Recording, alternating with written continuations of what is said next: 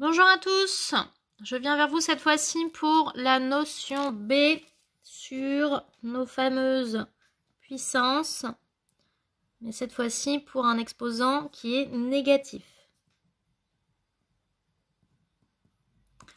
Alors, pour l'exposant négatif, pas d'angoisse, je dirais que la seule différence avec une puissance à exposant positif, c'est juste qu'on va prendre l'inverse. Donc je vais plutôt revoir avec vous la notion d'inverse. Si je prends un nombre tel que 2 et que je souhaite obtenir son inverse, eh bien en fait, je vais juste faire un demi. Mon 2, je peux dire que c'est 2 sur 1. J'inverse le dénominateur et le numérateur, j'obtiens bien un demi. Même raisonnement avec une autre fraction, par exemple 4 tiers. Je prends l'inverse, hop, j'inverse, le 3 arrive en haut, le 4 arrive en bas. L'inverse de 4 tiers, ce serait 3 quarts. Donc dans la notion d'inverse, on a souvent la notion de fraction.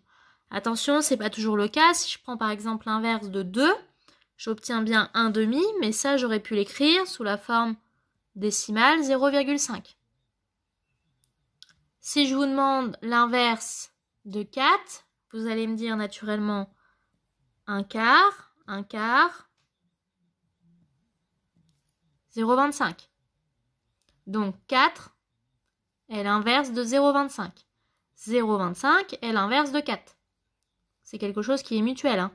3 quarts est l'inverse de 4 tiers. 4 tiers est également l'inverse de 3 quarts. Etc. etc.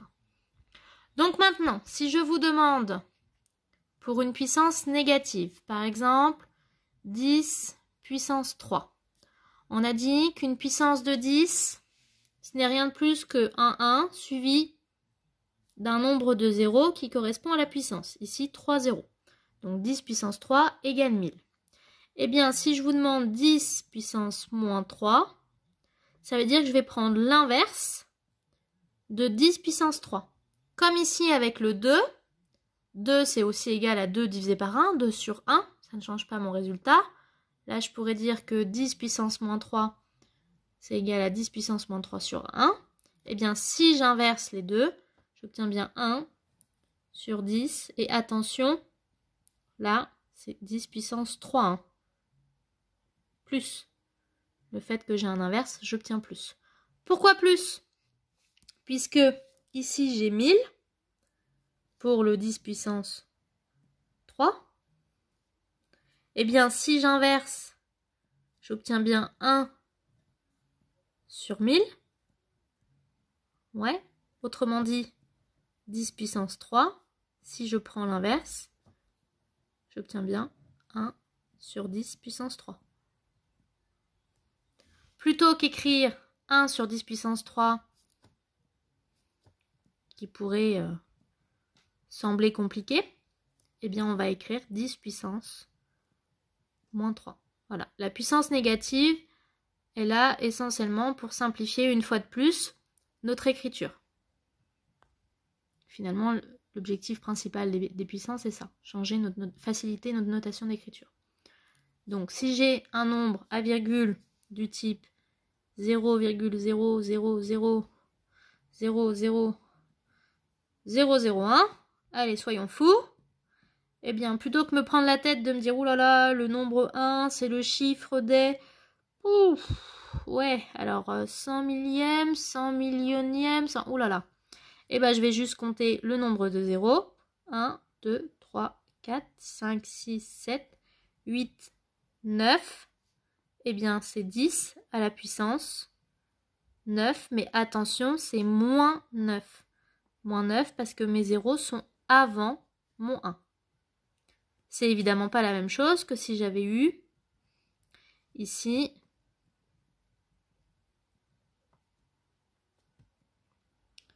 3, 6 et 9.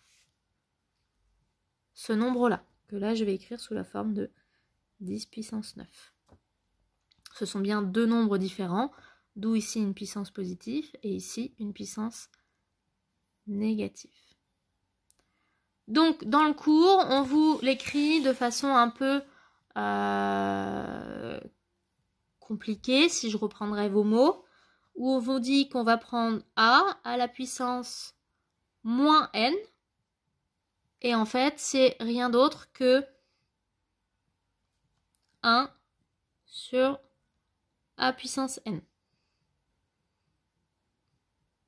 Autrement dit, rien de plus que 1 sur A fois A fois A, et tout ça N fois. Donc la notion qui est vraiment importante à retenir pour les puissances négatives, c'est vraiment ça, c'est que en fait on va juste prendre l'inverse de la puissance positive. Rien de plus pour moi concernant cette notion-là d'exposant négatif au niveau des puissances. Je reviendrai